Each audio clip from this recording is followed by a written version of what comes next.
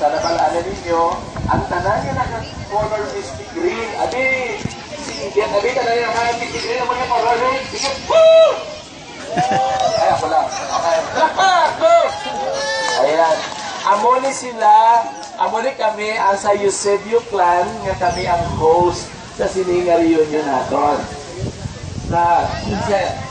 Sa impormasyon sa pag-o pa lang niya, at least sino mga baguhan na first time na ka-attend, at least see your hands. Hari, register na. Registered na. Oh, nabayad ako. Every 2 years, naghahiwat kita sa reunion since 2009.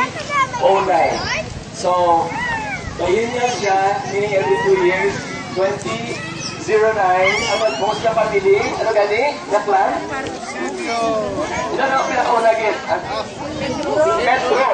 Ang tanan ng Petro na naka-blue, single, hello! Happy birthday! Yes, sila na ang pinakauna na nag-host na kiniwat natin sa diri sa may Sibunan Municipal San Lorenzo. Gym. Ng 20, ano sunod? 11. Ano nga ang pamili ang akla nag-host?